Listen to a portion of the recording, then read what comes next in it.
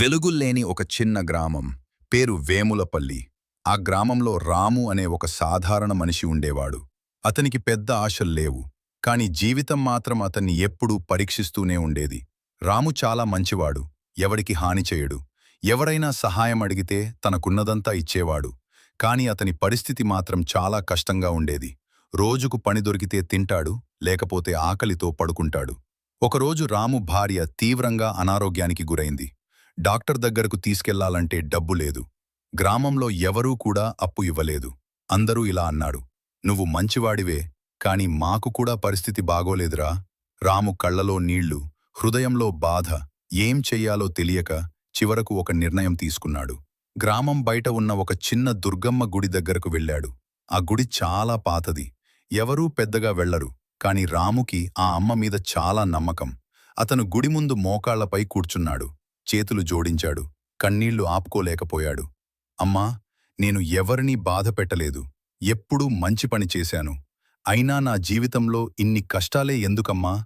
నా భార్యను కాపాడమ్మా, నేను నీకు ఎప్పటికీ రుణపడి ఉంటాను." అతను అలా ఏడుస్తూ తన మనసులోని బాధంతా దుర్గమ్మ తల్లికి చెప్పాడు. ఆ రాత్రి రాము గుడి దగ్గరే నిద్రపోయాడు. అప్పుడే ఒక అద్భుతం జరిగింది. రాత్రి మధ్యలో ఒక ప్రకాశవంతమైన వెలుగు అతని కళ్ళ ముందుకు వచ్చింది. ఆ వెలుగులో ఒక సుందరమైన రూపం కనిపించింది. అది దుర్గమ్మ తల్లి. అమ్మ సంతోషంగా నవ్వుతూ రామును చూసింది. "రామా, భయపడకు, నేను ఉన్నాను. నీవు మంచివాడివి. నీ నమ్మకం నన్ను ఇక్కడికి తీసుకొచ్చింది." రాము ఆశ్చర్యపోయాడు, భయం కూడా వచ్చింది.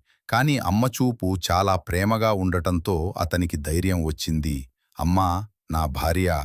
అమ్మ అతనిని ఆపింది. "రేపు ఉదయం నీ ఇంటి ముందు ఒక వ్యక్తి వస్తాడు. అతను నీకు సహాయం చేస్తాడు. నువ్వు నమ్మకాన్ని కోల్పోవద్దు" అని చెప్పి అమ్మ ఆ వెలుగులో కలిసిపోయింది. ఉదయం రాము లేచాడు. అది కలా లేక నిజమా అని అనుమానం వచ్చింది. కాని వెంటనే ఇంటికి పరుగెత్తాడు. అతను ఇంటికి చేరుకునేసరికి నిజంగా ఒక వ్యక్తి అక్కడ ఉన్నాడు. అతను ఒక డాక్టర్. "నువ్వే రామువా? నేను ఇక్కడికి వచ్చాను. ఎవరో నిన్ను గురించి చెప్పి పంపించారు. నీ భార్యను చూసి చికిత్స చేస్తాను" అన్నాడు. రాము ఆశ్చర్యపోయాడు. ఎవరు పంపించారు అని అడిగితే డాక్టర్ ఇలా అన్నాడు, "నిన్న రాత్రి ఒక స్త్రీ నా కలలో కనిపించింది. ఈ అడ్రస్ ఇచ్చింది. ఇక్కడికి వెళ్ళి ఒక మనిషికి సహాయం చేయమంది." రాము వెంటనే అర్థం చేసుకున్నాడు. దుర్గమ్మ తల్లి. డాక్టర్ చికిత్స చేయడంతో రాము భార్య ఆరోగ్యం క్రమంగా మెరుగుపడింది. అక్కడితో ఆగలేదు. కొన్ని రోజుల తర్వాత రాముకి ఒక మంచి పని కూడా దొరికింది. అతని జీవితం నెమ్మదిగా మారడం మొదలైంది. రాము ప్రతిరోజు దుర్గమ్మ గుడికి వెళ్ళి ఇలా చెప్తాడు, "అమ్మా, నువ్వు నన్ను ఎప్పుడూ వదల్లేదు. కష్టాల్లో నన్ను కాపాడింది నువ్వే." గ్రామంలోని వాళ్లు కూడా ఈ విషయం తెలుసుకున్నారు. అందరూ ఆశ్చర్యపోయారు. ఆ తర్వాత ఆ గుడికి భక్తులు ఎక్కువగా రావడం మొదలైంది.